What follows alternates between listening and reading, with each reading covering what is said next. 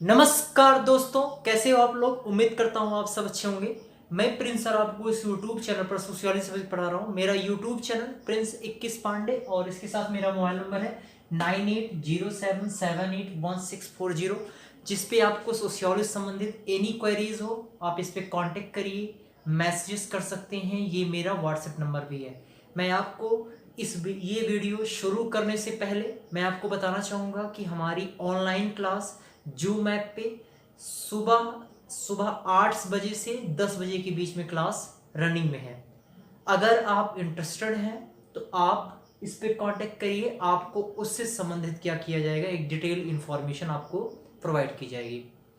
वो मेरी क्लास एक डिटेल्ड बेसिस है। सारे सोशियोलॉजी को एक इन जनरल फॉर्म में मैं वहाँ पे बताता हूँ, और एक नोट एक बड़ा सा आपको तैयार करा के मैं उसमें छोड़ता हूँ, या तैयार कराने का प्रयास मैं उसमें करता हूँ। और उसी के आधार को ही, उसी को मैं बेस मानकर मैं ये वीडियो में आपको क्वेश्चंस भी प्रोवाइड करता हूँ। यानी जो मॉर्निंग में क्लास चली रहती है उसी संबंधित मैं आपको क्वेश्चंस वीडियो के माध्यम से बिल्कुल फ्री आपको प्रोवाइड करता हूँ। इसके साथ मैं बताना चाहूंगा कि हमारी यूजीसी नेट का प्रथम प्रश्न पत्र भी शाम को 4 बजे से 5 बजे के बीच में क्लास रनिंग में है।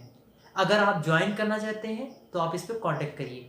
तो मैं आपको बताना चाहूंगा कि आज हमने मॉर्निंग में जो क्लास थी उससे संबंधित एक वीडियो मैंने आपको प्रोवाइड कर दिया है क्वेश्चन से संबंधित, और उसकी व्याख्या भी उसी के साथ में है। अगर आपने नहीं देखा है तो जाके आप प्लेलिस्ट में देख सकते हैं। और वीडियो अगर अच्छा लगा तो आप लाइक करिएगा, शेयर करिएगा और सब्सक्राइब करना मत भूलिएगा, और साथ में बेल आइकन भी होगा उसे प्रेस कर दीजिएगा, क्योंकि उसी के अकॉर्डिंग आपको नोटिफिकेशन मिल जाया करेगा। तो चलिए, आज मैं इस वीडियो में आपको इन जनरल क्वेश्चंस कुछ लेके आया हूँ, क्योंकि मॉर्निंग की जो क्लास थी उससे संबंधित कुछ क्वेश्चंस हो गए थे। तो आज मैं क्वेश्चंस यहाँ पे आपको इन जनरल के क्वेश्चंस कुछ लेके आया हूँ। जैसे क्वेश्चंस है, क्वेश्चन नंबर 1। क्वेश्चन नंबर 1 है, निम्नलिखित में से कौन सा कथन सत्य है। निम्नलिखित में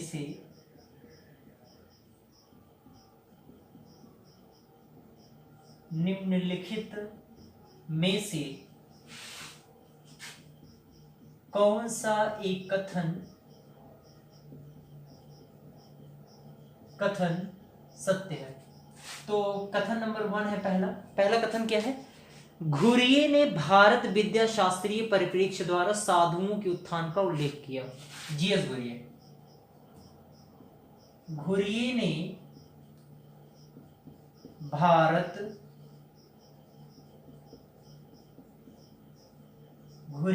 भारत विद्या शास्त्रीय उपागम का प्रयोग कर साधुओं के उत्थान का उल्लेख किया।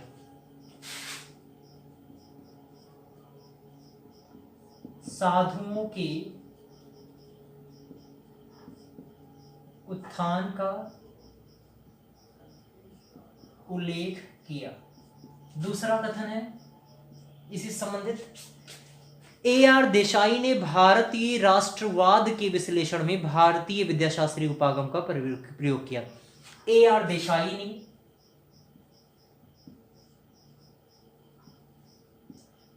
ने भारतीय राष्ट्रवाद के विश्लेषण में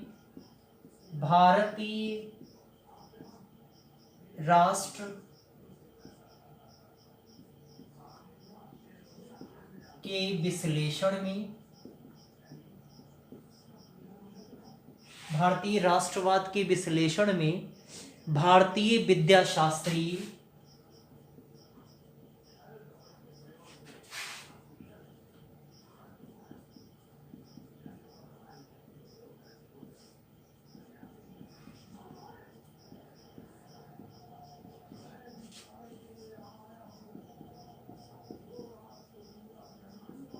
प्रयोग किया। तीसरा कथन है इससे संबंधित, घुरिये इस मत से सहमत थे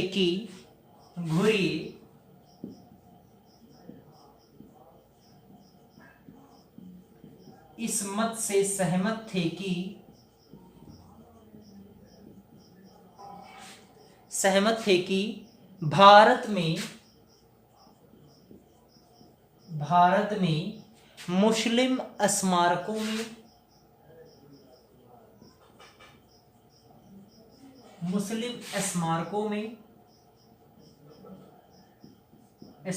में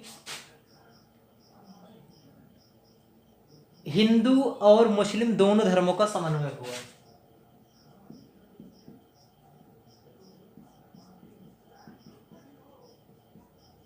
हिंदू एवं मुस्लिम दोनों धर्मों का समन्वय हुआ। Full stop. कोट करके देखिए, पहला ऑप्शन सॉरी इसमें कोट नहीं है, और डी ऑप्शन है, फोर्थ ऑप्शन है, इसमें फोर्थ ऑप्शन है ए और दो, एक और दो, यहाँ पर एक और दो दोनों सही है। अब देखिए यहाँ पे सत्य कथन आपको ढूंढना है। मैं आपको बताना चाहूंगा कि घुरिये ने भारत विद्याशास्त्री उपागम का उपयोग किया और साधुओं के उत्थान का उल्लेख किया। मैं आपको बताना चाहूंगा कि पहली बात तो भारत, आज एक क्वेश्चंस भी शायद हमने व्हाट्सएप ग्रुप में किया था कि व्हाट्सएप पे लोग लेक्चर भी काफी लोग क्वेश्चंस पे डिस्कशन कर रहे हैं। तो भारत विद्याशास्त्री, पहली बात तो आपको पता होना चाहिए, एक क्वेश्चन आपका तैयार होगा, घुरिये किससे संबंधित भारत विद्याशास्त्री उपागम का प्रयोग किया था इन्होंने।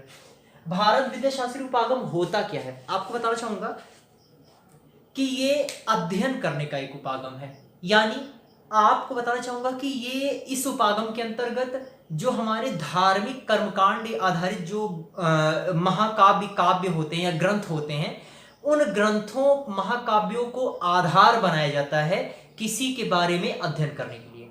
यानी किसी के बारे में अगर आपको अध्ययन करना है तो उससे संबंधित आप क्या करोगे, इस उपागम का प्रयोग करने वाला जो शख्स होगा वो क्या करेगा, महाकाव्य ग्रंथों को आधार मानकर किसी समस्या घटना का अध्ययन करने का प्रयास करेगा।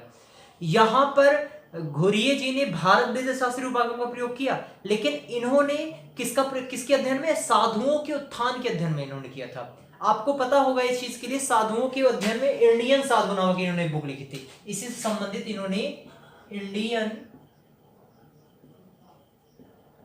साधु नामक बुक लिखी थी। ठीक है, साधुओं के उत्थान के उल्लेख में। नेक्स्ट ए आर देसाई भी भारतीय राष्ट्रवाद की, ये सब पॉइंट ध्यान रखिएगा, बहुत इंपॉर्टेंट है, रटिए मत। भारत विद्याशास्त्री परिप्रेक्ष्य इन्होंने भी प्रयोग किया था। भारत विद्याशास्त्री सेम वही है, कुछ अलग नहीं है। ए आर देसाई ने किसके संदर्भ में किया था, भारत राष्ट्रवाद के विश्लेषण में इन्होंने किया था। तो ये भी आंसर सही है और ये भी आंसर बिल्कुल सही है। थर्ड क्वेश्चन पे आते हैं। घुरिये इस मत से सहमत थे कि भारत में मुस्लिम स्मारकों में हिंदू मुस्लिम दोनों का धर्मों का समन्वय हुआ। आपको बताना चाहूंगा कि ये सहमत नहीं थे कि भारत में मुस्लिम स्मारकों में हिंदू एवं मुस्लिम दोनों धर्मों का समन्वय हुआ है। तो आपका ये आंसर, ये कथन बिल्कुल गलत होता है और 1 और 2 दोनों सही होता है। तो इसके आधार पर आपका आंसर क्या हो जाएगा, correct, D answer is the right answer. ठीक है, इसके आंसर। चलिए नेक्स्ट क्वेश्चन चलते हैं, इसी ऐसे ही अलग क्वेश्चन है।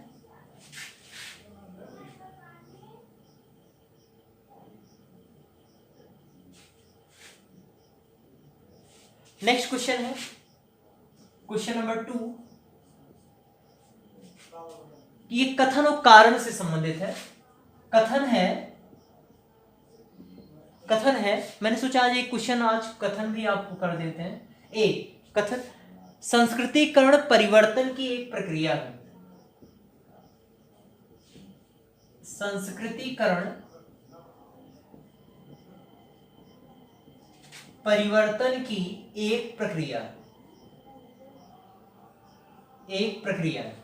एंड इसका कारण, कथन और कारण, एसर्शन इसको बोलते हैं, सॉरी रीजन, वो एसर्शन होता है, ये रीजन होता है। ठीक है, तो कारण में ये लोग क्या बताया कि पश्चिमी शिक्षा औद्योगिकरण आदि संस्कृतिकरण को बढ़ावा देती है। पश्चिमी शिक्षा, वेस्टर्न एजुकेशन, पश्चिमी शिक्षा, इंडस्ट्रियलाइजेशन औद्योगिकरण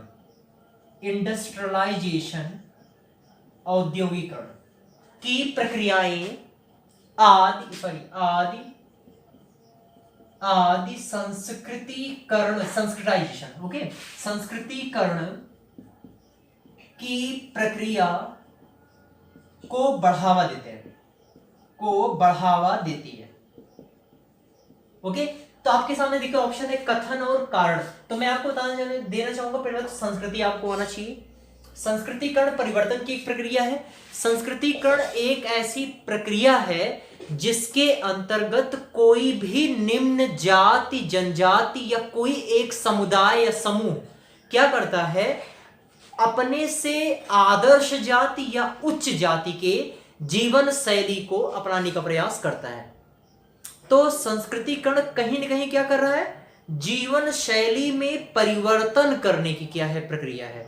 तो परिवर्तन की प्रक्रिया हो गई कि नहीं, संस्कृतिकरण क्या है, अब किसके जीवन परिवर्तन कर रहा है इससे मतलब नहीं है, लेकिन यहाँ पे तो ध्यान रखें संस्कृतिकरण जीवन शैली, ये लाइफ स्टाइल होती है। संस्कृतिकरण जीवन शैली में परिवर्तन की प्रक्रिया, जीवन शैली में परिवर्तन की प्रक्रिया है कौन, संस्कृतिकरण परिवर्तन। तो ये हो गया, ये क्लियर, आपका आंसर सही हो गया। ए आपका असर्शन क्या होगा, राइट है। बी हम देखते हैं, पश्चिमी शिक्षा, वेस्टर्न एजुकेशन और इंडस्ट्रियलाइजेशन आदि संस्कृतिकरण की प्रक्रिया को बढ़ावा देती है। मैं आपको बताना चाहूंगा पश्चिमी शिक्षा यहाँ पे वेस्टर्नाइजेशन है, यानी पश्चिमी विचारों को कोई एक निम्न जाति सीख कर, पश्चिमी विचारों या शिक्षा जो भी होगा वो ग्रहण करके अपने स्तर को, अपनी अवेयरनेस में क्या होगी, वो वृद्धि करेगा, और इसके साथ संस्कृतिकरण की जो प्रक्रिया है या जीवन शैली को परिवर्तन करने की जो प्रक्रिया है उसे में क्या होगी, वृद्धि होना शुरू हो जाएगा।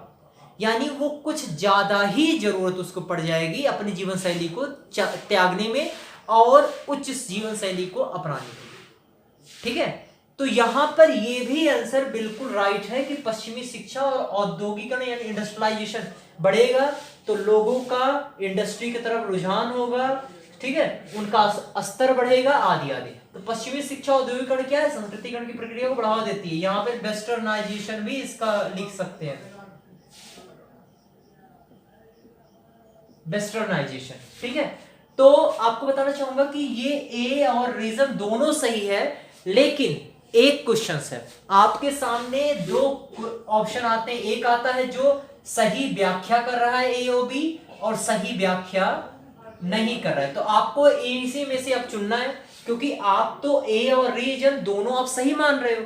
तो आपको बताना चाहूंगा इसके लिए सबसे अच्छा एक ट्रिक है, कई लोगों को प्रॉब्लम होती है, काफी लोगों को प्रॉब्लम होती है कि ऐसी कंडीशन में वो रुक जाते हैं, जैसे उनको पता चल जाता है।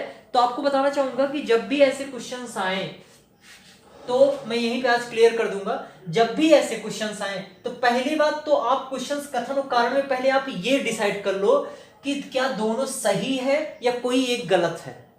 इसके आधार पर आपको 4 ऑप्शन की जगह पे 2 ऑप्शन अवश्य मिल जाएगा, ठीक है, डिसाइड करने में।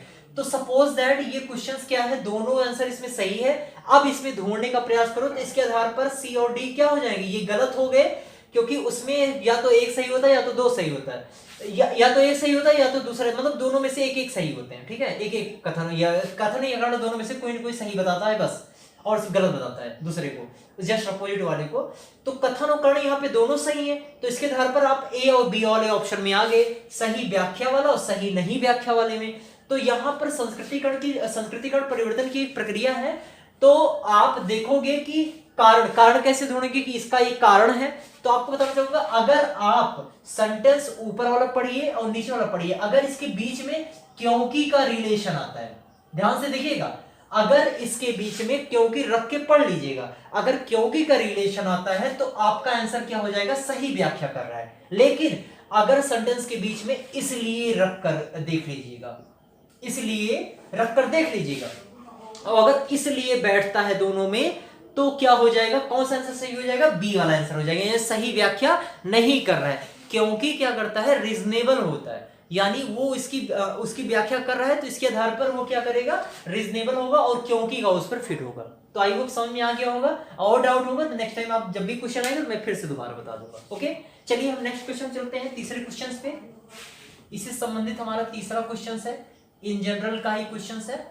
और मैं आपको बता देना चाहूंगा कि हमारे कुछ टॉपिक्स इंडियन थिंकर पे हो चुके हैं और काफी हो गए हैं, तो इसके लिए वजह से जो भी ऑनलाइन क्लास कर चुके हैं, ठीक है, हमारे जूम ऐप की जो भी क्लास कर चुके हैं उनको समस्या नहीं होने वाली है इसको समझने में, ठीक है।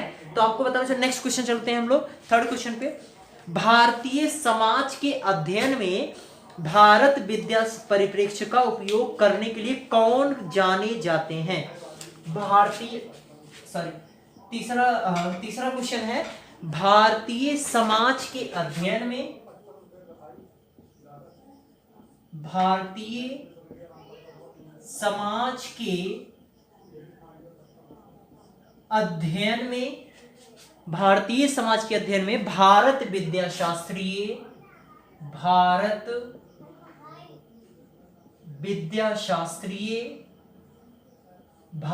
विद्याशास्त्रीय परिप्रेक्ष्य प्रोस्पेक्ट्स, ठीक है, भारत विद्याशास्त्रीय परिप्रेक्ष्य का उपयोग करने के लिए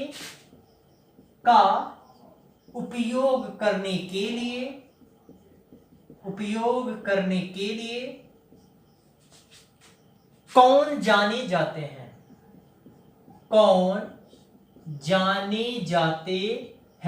देखिए पहले आप इसमें पहले ऑप्शंस पहले हम देख लेते हैं। ए कथन है GS Ghurye, Govind Sadashiv Ghurye, right, GS Ghurye and second option is Louis Dumont and C option is NK Bose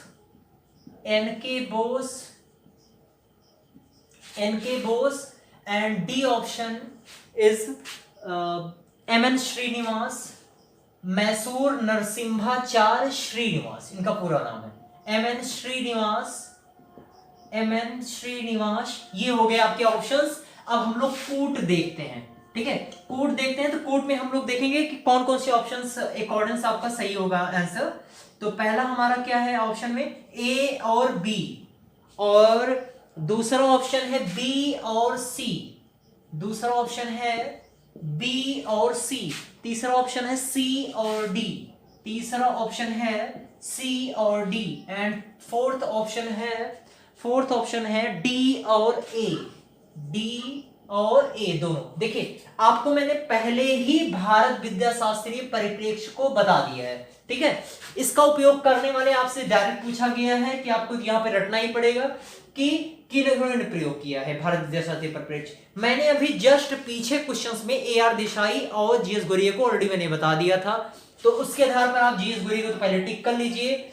ए आपको मिल गया, ए के अकॉर्डिंग आप ऑप्शन पहले ढूंढ लीजिए, 4 मिल रहा है और 1 मिल रहा है, और 2 और 3 में ए है ही नहीं, तो आपका ये क्या हो जाएगा, कैंसिल। आपको एक पहला और चौथा आपको अब ढूंढना है। जीएस घुरिये मिल गए।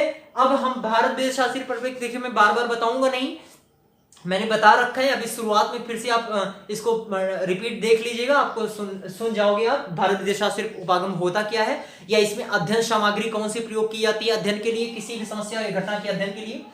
तो जीएस घुरिये, इसके साथ साथ मैं आपको बताना चाहूंगा कि जो एनके बोस थे, इनका कौन सा परिप्रेक्ष्य है, सभ्यतावादी परिप्रेक्ष्य।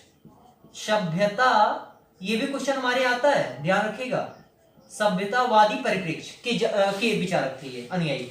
एमएन श्रीनिवास हमारे संरचनात्मक प्रकार्यात्मक